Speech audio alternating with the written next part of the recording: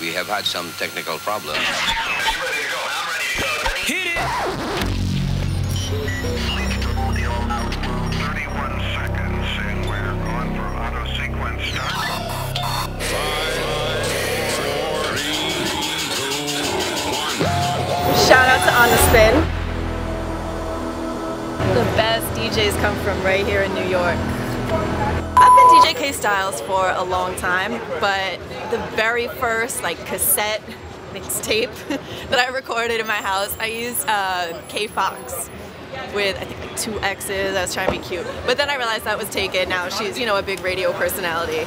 I'm really glad I didn't stick with that because that would have just been confusing and weird, and I think K Styles just suits me even better.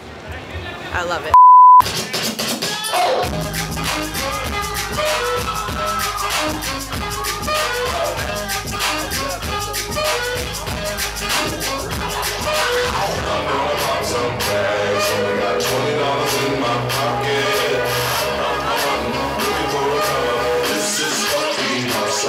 My first gig, I remember it like it was yesterday.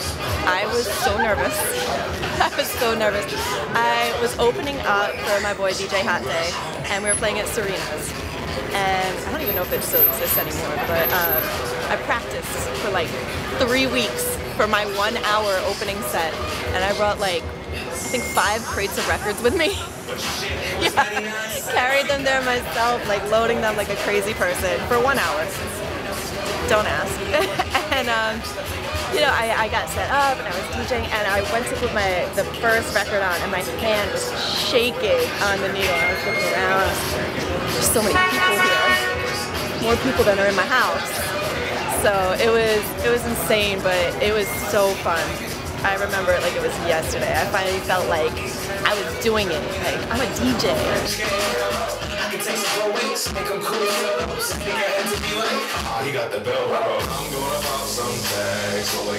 I've never pre-planned a set. Aside from that first party, where I was very, very nervous.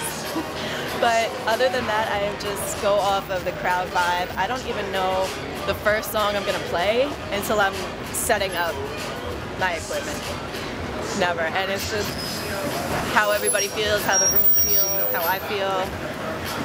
Just pure vibes.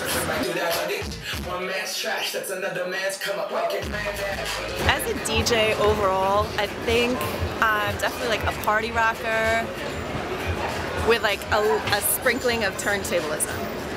And just a sprinkling, because I don't want to put it out there too much and offend anybody, because I'm friends with some of the greatest turntablists I feel ever. But I do feel that that's a big part of party rocking and mixing and blending, just to put everything together. But so yeah, I would say party rocker, a little bit of radio. I do have a radio show, a little bit mixtape, but I feel like my mixtapes are just an example of my party rocking.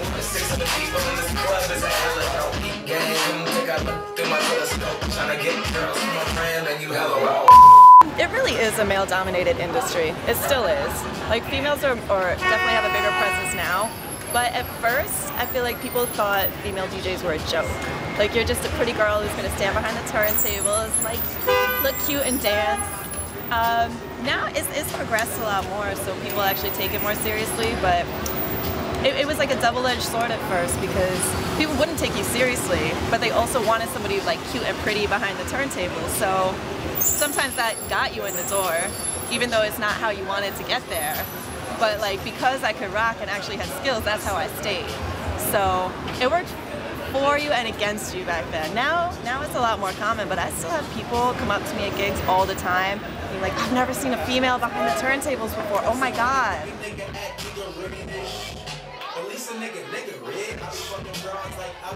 One of the most memorable moments will always be the first gig. And that first moment you feel like, I do this. I'm doing this. Somebody paid me to be here, and I'm doing it. I did an opening night tour for the Book of Mormon last year. I did all their opening nights across the country. They flew me out to do the after parties for each one. And just the consistency of a gig like that, where they're like, we want you to do that. That was pretty amazing. And other than that, I feel like just sharing the stage, like with Beat Miners and Executioners for like the few shows that we did like last year and the year before was just, it was insane. Like sharing a stage and being part of these like legendary crews was just mind-blowing. Like when you start off admiring these people and then you're hanging out with them and sharing a stage with like Eagle D, Rob Swift, Boogie Blind, like it's a little crazy when all of a sudden you're like, I'm here. This is real life.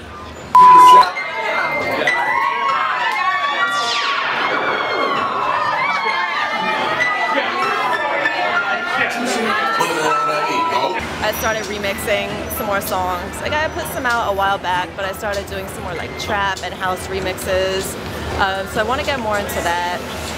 Just like the regular mixtapes, I started doing a radio show that is on the FM dial out in Cali. So that's like every Friday and Saturday. So, you know, got my hand in a lot of different things. I'm different, yeah, I'm different. I'm different, yeah, I'm different.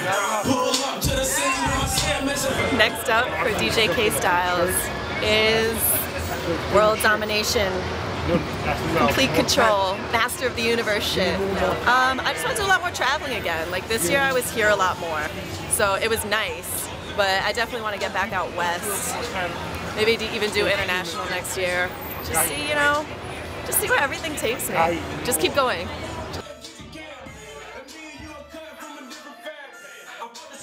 So technology and DJing is a blessing and a curse because the simplicity of the technology, it makes a good DJ great if you use it properly, but it also makes sucky DJs pretty okay.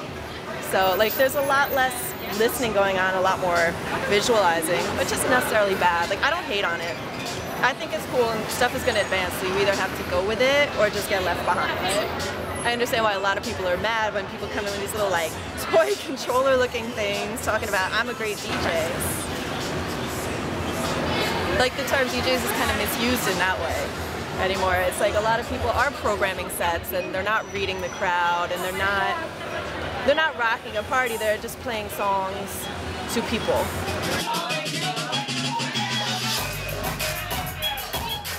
One piece of advice for aspiring DJs, practice. Practice. Don't let the simplicity of some of these DJ formats fool you into thinking that you're great before you are. Just keep practicing because there's always somebody better than you and there's always somebody hungrier than you. And there's always someone who's willing to work a whole lot harder than you. So just practice. Like you can never be too good, you know? So.